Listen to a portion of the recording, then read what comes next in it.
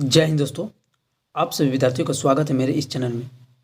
तो दोस्तों, पिछले वीडियो में जैसे कि हमने पिछले वीडियो में आकांक्षा 40 के बारे में बताया था कि उस वीडियो में बताए थे कि आकांक्षा 40 क्या है, इसका एग्ज़ाम कब होता है और इसे अप्लाई कौन कौन कर सकता है। तो दोस्तों, अगर उस वीडियो में को नहीं देखे हैं तो उस वीडियो का लिंक डिस्क्रिप्शन में दिया गया है, तो देख लें। और एक वीडियो में बताए थे दोस्तों कि इसमें अगर कोई स्टूडेंट्स पास कर जाता है यानी सिलेक्शन हो जाता है तो डॉक्यूमेंट्स क्या क्या लग जाएगा। तो दोस्तों, अगर आप आकांक्षा का तैयारी कर रहे हैं तो दोस्तों ये दोनों वीडियो आपके लिए बहुत ही इम्पोर्टेंट होगा। तो दोस्तों, सबसे पहले ये दो वीडियो आप देख लेंगे और दोस्तों को भी शेयर कर देंगे। और अगर आप मेरे चैनल पर नए हैं तो इस चैनल को सब्सक्राइब और बेल आइकन घंटी को बजा देंगे।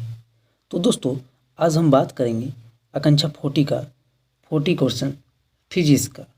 अगर आप आकांक्षा 40 की तैयारी कर रहे हैं दोस्तों तो आपके लिए यह वीडियो बहुत ही इम्पोर्टेंट महत्वपूर्ण होगी। तो दोस्तों, जैसे कि आप पहला क्वेश्चन देख सकते हैं कि क्या लिखा हुआ है। दोस्तों, लिखा गया है निम्न में से किस दर्पण द्वारा वस्तु का बड़ा प्रतिबिंब बनता है। तो दोस्तों, सभी क्वेश्चन का चार चार ऑप्शन होंगे, चारों में से एक ही आंसर मेरा सही होगा। तो दोस्तों, इसका जो पहला ऑप्शन है दोस्तों समतल दिया है, दूसरा अवतल दिया है, तीसरा में उत्तल और चौथा में दोस्तों इनमें से कोई नहीं।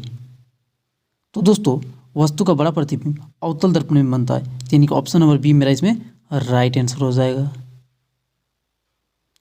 अगला क्वेश्चन दोस्तों, क्वेश्चन नंबर 2, काल्पनिक प्रतिबिंब हमेशा होता है। इसका जो पहला ऑप्शन है दोस्तों सीधा, दूसरा में उल्टा, तीसरा में तिरछा और चौथा में इनमें से कोई नहीं। तो इसका जो राइट आंसर हो जाएगा दोस्तों ऑप्शन नंबर ए मेरा सीधा। अगला क्वेश्चन दोस्तों, क्वेश्चन नंबर 3, सरल सूक्ष्मदर्शी में किसका उपयोग होता है। तो सरल सूक्ष्मदर्शी में दोस्तों किसका उपयोग होता है, तो इसमें ऑप्शन नंबर ए मेरा जो दिया है दोस्तों उत्तल लेंस का, दूसरा में अवतल लेंस का, तीसरा उत्तल दर्पण का और चौथा में दोस्तों दिया गया है अवतल दर्पण का। तो दोस्तों, इसका जो सही आंसर हो जाएगा दोस्तों उत्तल लेंस का हो जाएगा। ऑप्शन नंबर ए मेरा इसमें राइट आंसर हो जाएगा। अब क्वेश्चन नंबर 4 देखते हैं दोस्तों। लिखा गया है कि कौन से लेंस में वास्तविक और आभासी दोनों प्रकार का प्रतिबिंब बनता है। इसका जो पहला ऑप्शन है दोस्तों समतल, दूसरा में अवतल, तीसरा में उत्तल और चौथा में नॉन ऑफ दिस, यानी कि इनमें से कोई नहीं। तो इसका जो राइट आंसर हो जाएगा दोस्तों ऑप्शन नंबर सी उत्तल। अगला क्वेश्चन दोस्तों, क्वेश्चन नंबर 5, एक गोले दर्पण की वक्रता त्रिज्या 20 सेंटीमीटर है, तो इसकी फोकस दूरी क्या होगी। तो दोस्तों, जैसे कि हम जानते हैं कि एफ बराबर मेरा r/2 होता है, एफ बराबर r/2, जिसमें मेरा दोस्तों वक्रता त्रिज्या दिया है 20 सेंटीमीटर, यानी कि r दिया है 20 सेंटीमीटर। ठीक है दोस्तों, तो इसकी फोकस दूरी यानी कि एफ क्या हो जाएगा दोस्तों, और काटिएगा इसको, यानी डिवाइड दीजिएगा दोस्तों, अगर तो कितना आ जाएगा मेरा 10 आ जाएगा। और जो दोस्तों मेरा जो 10 आएगा वो मेरा सेंटीमीटर में आएगा, लेकिन दोस्तों ऑप्शन में मेरा दिया है मीटर में, तो इसको मीटर में अगर चेंज करेंगे दोस्तों तो 0.1 आएगा, यानी कि ऑप्शन नंबर ए मेरा इसमें राइट आंसर हो जाएगा। तो दोस्तों, अब देखते हैं क्वेश्चन नंबर 6। तो दोस्तों, क्वेश्चन नंबर 6 में लिखा गया है संघन माध्यम में प्रकाश की चाल विरल माध्यम की अपेक्षा क्या होती है। तो इसका जो पहला ऑप्शन दोस्तों कम होती है, दूसरा में अधिक होती है, तीसरा में बराबर होती है और चौथा में दोस्तों इनमें से कोई नहीं। तो दोस्तों, इसका जो सही आंसर हो जाएगा दोस्तों ऑप्शन नंबर ए कम होती है। अगला क्वेश्चन दोस्तों, क्वेश्चन नंबर 7, मुख्य अक्ष दर्पण के ध्रुव पर कहाँ पर बनता है दोस्तों। तो जो दोस्तों अभिलंब है, मुख्य अक्ष पर ध्रुव के अभिलंब है, यानी कि ऑप्शन नंबर ए इसमें मेरा राइट आंसर हो जाएगा। अगला क्वेश्चन दोस्तों, हीरा का अपवर्तनांक है। इसका पहला ऑप्शन दिया है 1.77, दूसरा में 1.47, तीसरा में 1.44 और चौथा में दोस्तों 2.42। तो इसका जो राइट आंसर हो जाएगा दोस्तों ऑप्शन नंबर डी मेरा 2.42। अगला क्वेश्चन दोस्तों, क्वेश्चन नंबर 9, किसी लेंस द्वारा उत्पन्न आवर्धन का SI मात्रक क्या है। इसका जो पहला ऑप्शन है दोस्तों मीटर, दूसरा में सेंटीमीटर, तीसरा में मिलीमीटर और चौथा में दोस्तों मात्रक विहीन। तो इसका जो राइट आंसर हो जाएगा दोस्तों ऑप्शन नंबर डी मात्रक विहीन। अगला क्वेश्चन दोस्तों, क्वेश्चन नंबर 10, किसी माध्यम के अपवर्तनांक का मान होता है। तो दोस्तों इसका जो मान होता है दोस्तों sine i by sine r होता है, यानी कि ऑप्शन नंबर ए मेरा इसमें राइट आंसर हो जाएगा। अब देखते हैं दोस्तों क्वेश्चन नंबर 11। तो दोस्तों क्वेश्चन नंबर 11 में लिखा गया है कि अवतल लेंस का आवर्धन बराबर होता है।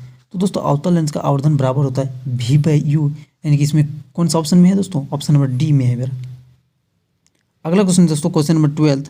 क्वेश्चन नंबर 12 में लिखा गया है कि दोस्तों 1 मीटर फोकस दूरी वाले उत्तल लेंस की क्षमता क्या होती है। तो दोस्तों इसका जो राइट आंसर हो जाएगा ऑप्शन नंबर बी मेरा 1D। तो दोस्तों अब देखते हैं क्वेश्चन नंबर 13 क्या लिखा गया है। तो दोस्तों क्वेश्चन नंबर 13 में दिया है किस लेंस के द्वारा सिर्फ काल्पनिक प्रतिबिंब बनता है। इसका जो पहला ऑप्शन है दोस्तों उत्तल, दूसरा में अवतल, तीसरा में बाइफोकल और चौथा में दोस्तों इनमें से कोई नहीं। तो दोस्तों काल्पनिक प्रतिबिंब किस पे बनता है, तो दोस्तों सिर्फ अवतल लेंस पर बनता है, यानी कि ऑप्शन नंबर बी मेरा राइट आंसर हो जाएगा। अब दोस्तों अगला क्वेश्चन है क्वेश्चन नंबर 14, परावर्तन के नियम से निर्धारित होता है। तो परावर्तन के नियम से क्या निर्धारित होता है दोस्तों, इससे निर्धारित होता है कि आपतन कोण बराबर परावर्तन कोण। इसमें जो पहला ऑप्शन हो जाएगा मेरा इसमें राइट हो जाएगा। अगला क्वेश्चन दोस्तों क्वेश्चन नंबर 15 लिखा गया है कि अवतल दर्पण के ध्रुव और मुख्य फोकस के बीच रखे बिंब का प्रतिबिंब की प्रकृति होती है। तो इसका जो राइट आंसर हो जाएगा दोस्तों ऑप्शन नंबर ए मेरा आभासी एवं सीधी होती है, यानी कि ऑप्शन नंबर ए मेरा राइट आंसर हो जाएगा।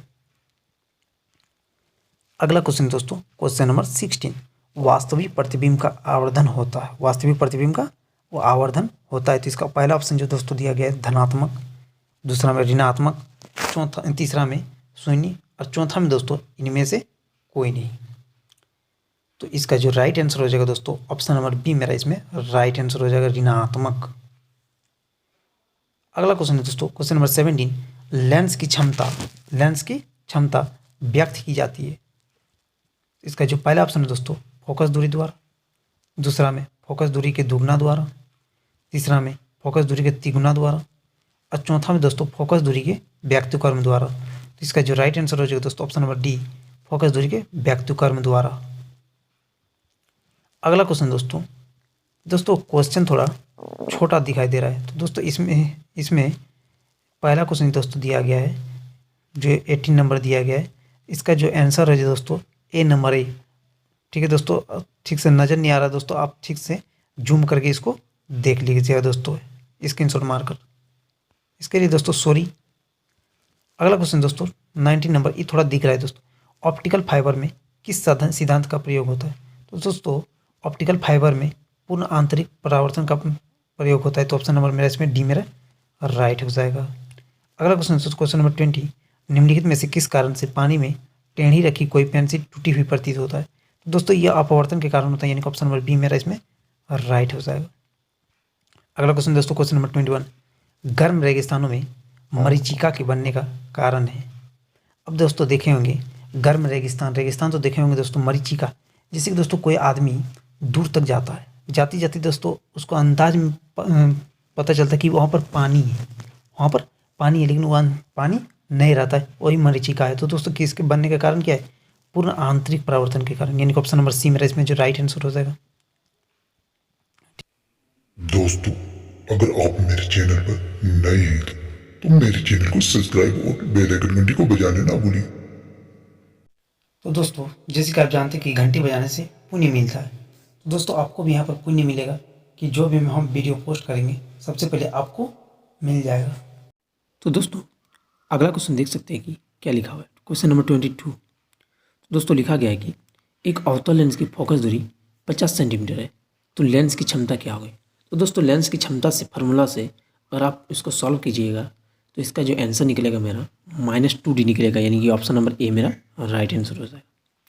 तो अगला क्वेश्चन दोस्तों क्वेश्चन नंबर 23 लिखा गया है कि दो लेंस की क्षमता +6 डायरेक्टर तथा -4 डायरेक्टर है को एक दूसरे के संपर्क में रखा जाता है, तो संयोग की क्षमता क्या है। दोस्तों क्वेश्चन नंबर 4 आप देख सकते हैं कि क्या लिखा हुआ है। क्वेश्चन नंबर 4 में लिखा गया है दोस्तों कि एक अवतल दर्पण द्वारा सूर्य का प्रतिबिंब कहाँ पर बनता है। तो दोस्तों एक अवतल दर्पण द्वारा सूर्य का प्रतिबिंब फोकस पर बनता है, यानी कि ऑप्शन नंबर ए मेरा इसमें राइट हो जाएगा। Question number 25 sine i by sine r equal to n संबंध है। तो दोस्तों इस सनेल का नियम से संबंध है, यानी कि ऑप्शन नंबर ए में मेरा दिया गया है। इसके लिए राइट आंसर हो जाएगा ऑप्शन नंबर ए। अगला क्वेश्चन दोस्तों क्वेश्चन नंबर 26 दिखा गया है पानी का वायु के सापेक्ष अपवर्तनांक 4/3 है। वायु का पानी के सापेक्ष अपवर्तनांक क्या होगा? दोस्तों वह जो होगा 0.75 होगा, यानी कि ऑप्शन नंबर सी मेरा इसमें राइट आंसर होगा। दोस्तों इसमें आकांक्षा 40 में ज़्यादातर नंबरिकल नहीं पूछा जाता है, इसमें कुछ नंबरिकल हम डाल दिए। दोस्तों अगला क्वेश्चन 27 नंबर, एक आभासी छोटे आकार का प्रतिबिंब बनता है, तो जो बनता है दोस्तों उत्तल दर्पण द्वारा बनता है। ऑप्शन नंबर बी मेरा राइट आंसर हो जाएगा। यदि हीरे का अपवर्तनांक 2.4 है तो हीरे में प्रकाश की चाल क्या होगी? तो दोस्तों हीरे में प्रकाश की चाल जो होगी 1.25 × 10⁸ मीटर पर सेकंड होगा, यानी कि ऑप्शन नंबर सी मेरा इसमें राइट हो जाएगा। कांच का अपवर्तनांक लगभग कितना होता है दोस्तों? 1.52 होता है। निकट दृष्टि दोष दूर करने के लिए किस लेंस का उपयोग होता है? इसमें जो पहला ऑप्शन दिया समतल, दूसरा में अवतल, तीसरा में अवतल और इनमें से सभी चौथा में। तो दोस्तों अवतल दर्पण का प्रयोग किया जाता है, यानी कि ऑप्शन नंबर बी मेरा इसमें राइट आंसर हो जाएगा। अगला क्वेश्चन नंबर 31, मानव नेत्र में किस प्रकार के लेंस पाया जाता है? तो मानव नेत्र में दोस्तों उत्तल लेंस पाया जाता है, यानी कि ऑप्शन नंबर सी मेरा इसमें राइट आंसर हो जाएगा। अगला क्वेश्चन दोस्तों क्वेश्चन नंबर 32 लिखा गया पुतली के साइज को नियंत्रित करने वाला गहरा पेशीय डायफ्राम क्या कहलाता है? तो दोस्तों पारितारिका कहलाता है, यानी कि ऑप्शन नंबर ए में मैंने दिया है, इसमें राइट आंसर हो जाएगा ऑप्शन नंबर ए। अगला क्वेश्चन दोस्तों मानव के एक नेत्र का दृष्टि क्षेत्र होगा, तो दोस्तों मानव का एक नेत्र का दृष्टि क्षेत्र जो होगा 150 डिग्री होगा, यानी कि ऑप्शन नंबर सी मेरा इसमें राइट आंसर हो जाएगा। अगला क्वेश्चन दोस्तों इनमें से कौन व्यक्ति नेत्र दान कर सकता है? तो दोस्तों पहला ऑप्शन है दमे का रोगी, दूसरा में मधुमेह का रोगी। तो दोस्तों ये दोनों मेरा दान कर सकते हैं, इनका ऑप्शन नंबर ए और बी दोनों हो जाएगा मेरा। क्वेश्चन नंबर 35 है दोस्तों, लिखा गया कि कोलाइडी कणों द्वारा प्रकाश के परिकिरणन को कहा जाता है, तो इसके परिकिरणन को कहा जाता है दोस्तों टिंडल प्रवाह, यानी कि ऑप्शन नंबर ए मेरा इसमें राइट आंसर हो जाएगा। अगला क्वेश्चन दोस्तों क्वेश्चन नंबर 36, नेत्र लेंस में समायोजन की क्रिया होती है, तो दोस्तों नेत्र लेंस में समायोजन की क्रिया जो होती है सिलियरी पेशियों द्वारा होती है, यानी कि ऑप्शन नंबर सी मेरा इसमें राइट आंसर हो जाएगा। अगला दोस्तों क्वेश्चन नंबर 37, नेत्र गोलक का व्यास लगभग कितना होता है? नेत्र गोलक का लगभग जो व्यास होता है दोस्तों 2.3 सेंटीमीटर होता है, ऑप्शन नंबर बी मेरा इसमें राइट आंसर हो जाएगा। अगला क्वेश्चन दोस्तों क्वेश्चन नंबर 38 लिखा गया कि प्राथमिक रंग कितने होते हैं? तो दोस्तों प्राथमिक रंग जो होता है 3 होते हैं, ऑप्शन नंबर सी मेरा इसमें राइट आंसर हो जाएगा। अगला क्वेश्चन दोस्तों क्वेश्चन नंबर 39, मृत्यु के कितने समय तक आंखें दान देने के लिए निकाली जानी चाहिए? तो दोस्तों यह जो होता है 4 से 6 घंटे के भीतर अगर निकालते हैं तो दान दे सकते हैं, यानी कि ऑप्शन नंबर बी मेरा इसमें राइट आंसर हो जाएगा। क्वेश्चन नंबर 40, नेत्र प्रतिरोपण का अर्थ है? तो दोस्तों इसका जो अर्थ होता है दोस्तों कार्निया का प्रतिरोपण होता है, यानी कि ऑप्शन नंबर ए मेरा इसमें राइट आंसर हो जाएगा।